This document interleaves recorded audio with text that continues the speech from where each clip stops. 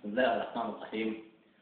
وفي مساحة عابرة نلتقي بالأخ سعد محمد سعد، نائب مدير تلفزيون الجزيرة ومدير البرنامج في الإذاعة، مدير برامج الإذاعة. فأخونا سعد، نحن في المساحة الصغيرة دي دايرين ناخذ منك وندي. ففي بداية حوارنا معك دايرين انك تدينا سيرتك الذاتية. شكرا توم، وحقيقة أنا بشكرك وأنت كالتغذية الليلة ونحن جالسين سوا. أنا فعلا نائب مدير التلفزيون ومدير البرامج بتلفزيون الجزيرة وليس إذاعة الجزيرة.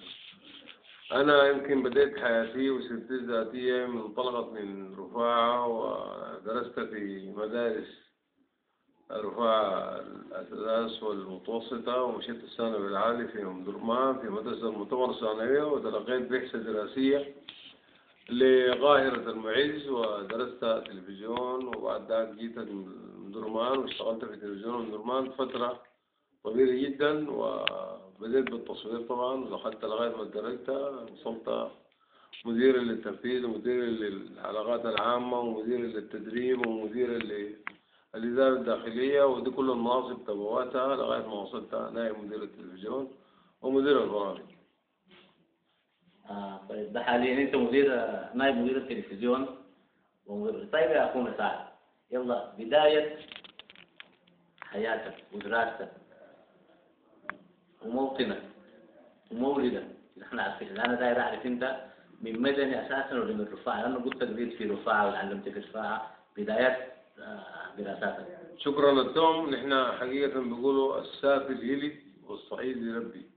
فأنا من منطقة شندي بالغرب من جوز المطرب بالغرب من شندي، ريف شندي، وهي هذه المنطقة يمكن منطقة الجعلين، ونحن ولدنا وتربينا وترعنا في المنطقة ديك.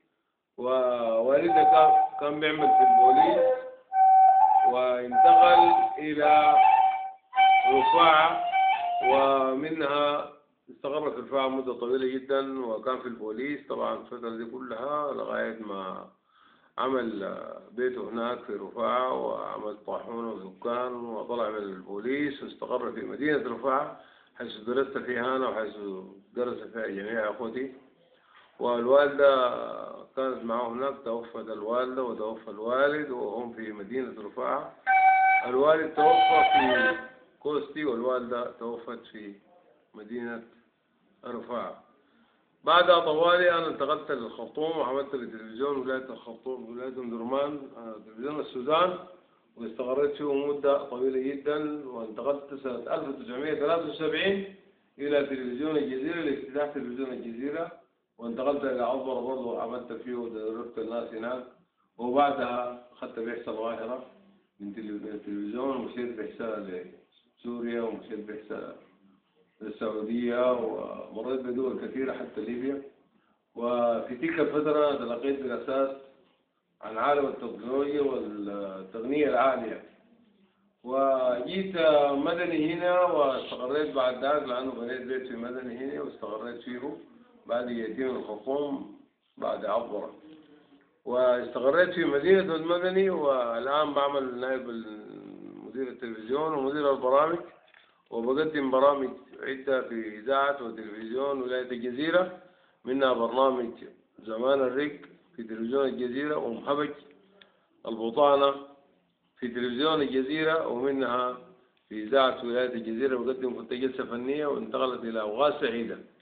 والآن ما زلت أواصل في هذه البرامج، ويمكن يعني من خلال هذه الأجهزة بديت يعني أتعرف على شخصيات كثيرة وناس كتار واتصلت بهم وبيجوني في البرنامج، وإن شاء الله يكون يعجب الجمهور والمستمع. لا والله يعني ما شاء الله برنامجك اللي بتقدمه جميل، ونحن شاهدناه كثير واستمعنا له كثير، وزي ما قلت أنت من ناس شندي. نعم. وهذول طبعا جعليين. والحمد لله. فالجعليين دول يا سعد معروفين عندهم مواهب وعندهم نكات وعندهم أشياء جميلة وكثيرة جدا جدا، وعندهم الشعراء وعندهم الفنانين. فنحن عايزين نشوف الوجه الآخر لأخونا سعد. إن كان في الشعر، إن كان في الغنى، إن كان في الدوبيت، إن كان في الجلد بتاع السيطان اللي بيعملوه ده. والله طبعا أخذتهم الجعلين ليل مشهورين بالشهامة وبالكرم يعني أيوه. ما يعني الناس بيقولوا عليهم عورة، لكن هم ما عورة، هم أذكياء جدا، وبعدين يعني ناس بطبيعتهم كده، بطبيعة المنطقة هم يعني عندهم الشهامة والكرم والرجولة. فأنا حقيقة يمكن تغلبت منصب رئيس فن اتحاد الغناء الشعبي بمدينة المدني، وكنت يعني عندي بعض الهوايات، كنت بعزف، وكنت يعني يمكن تصطبين، وكنت شاعر من ضمنهم، يعني من ضمن الشعراء الداخلين. كتجربة بس يعني يمكن بحفظ الغنى الشعبي كثير وبميل للغنى الشعبي، عشان كده عملت زمان الرق. فزمان الرق بيحوي على كل هذه ضروب الفن. وبرضه يعني يمكن مع الفنانين الحديثين برضه، والآن أنا يمكن في غرفة الدكتور محمد كمال يونس الفنان الإنسان، يقدم الكثير، وأنا حقيقة بقول كل مدح فيه. إن الدكتور محمد كمال يمكن عنده قرابة 150 قصيدة أغنية لحنها جات من الشعراء. يعني مثلا تعامل مع حسن الزين، تعامل مع تاج السير عباس، تعامل مع حسن زين العابدين، فدي كلهم شعراء كانوا فطاحلة وناس يعني يمكن أدوه قصايد. ودكتور محمد أخ وصديق، ونحن دائما بنيجي نسمع الجلسات الطيبة دي. وأنا ما زلت في تلفزيون ولاية الجزيرة وإذاعة ولاية الجزيرة أعطي وأقدم برامج باستمرار، لأنه يمكن الواحد لقى نفسه في الحتة دي، يمكن يعني دار يعكس ويوثق لكل الأشياء الجميلة الموجودة في ولاية الجزيرة. طيب يا أخ سعد، نحن عبر المساحة الصغيرة دي نحيي أخونا الدكتور محمد كمال يونس الرجل المعطاء، وأنا ما زلت بواصل معك حواري في الحتة بتاعت الوجه الثاني بالنسبة لأخونا سعد، مع أن أنا بعلم إنه أخونا سعد عندك هشام عابد أورج، وعندك شقيقك في رفاعة حافظ محمد سعد برضو في نفس المجال. أنا ما أعرف في أسرة فنية، يعني ذلك تديني كمان عن الحتة دي. شكرا الأخ توم توتا، وأنت راجل فنان بطبعك، ويمكن الليلة تغلبت منصب المذيع، ويمكن برضك يعني عباراتك وكلماتك الجميلة. حقيقة نحن أسرة فنية، لأنه الفن في الشكرية دائما، يعني من دوبيت وشعر، ويمكن يعني من كلمات طيبة وجميلة. فنحن بطبيعة المنطقة خلتنا نبقى شعراء. هشام فعلا عازف بتاع أورغن من الدرجة الأولى وممتاز جدا وبيعزف، ويمكن أسامة كمان هو دخل في التكنولوجيا الحديثة بتاعت الكمبيوترات دي، وبرع برضه في أولها في الخرطوم. وأنا يمكن تغلبت المنصب بتاع اتحاد الغناء الشعبي ده، ومعاه طوالي مواصل. أيوه. فيمكن نحن قبيلة الإعلام، نقول نحن قبيلة الإعلام يعني يمكن ما في رجال حدثنا، موت الناس شرابنا واللحم الأسود مزتنا، فشود الرجال تخشى التهاب مرقتنا، وفش البيت حديد ترقد عليه وزتنا. نحن والله مستعدين. والله أنت جعلي بحق حقيقة. كتر خيرك يا توم.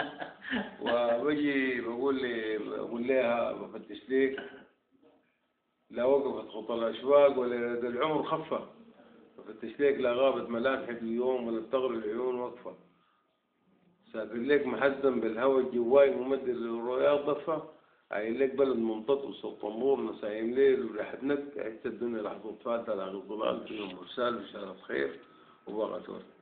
أنا بشكرك في نهاية اللقاء ده يا أخ توم، وبشكر الدكتور مع الإنسان الفنان محمد كمال يونس، وهو يوثق وبالكاميرا وبالصوت، ويمكن نشكره على إنه يعني سيرتنا الذاتية عايز يخليها تكون لكل العالم. شكرا جزيلا. كتر خير الدكتور محمد كمال. أخونا سعد محمد سعد، ونحن بنشكر جزيل الشكر على السانحة الضيفة الطيبة، ونشكر أخونا الدكتور الرائع محمد كمال يونس، ونتمنى لك دوام الصحة والعافية. شكرا جزيلا.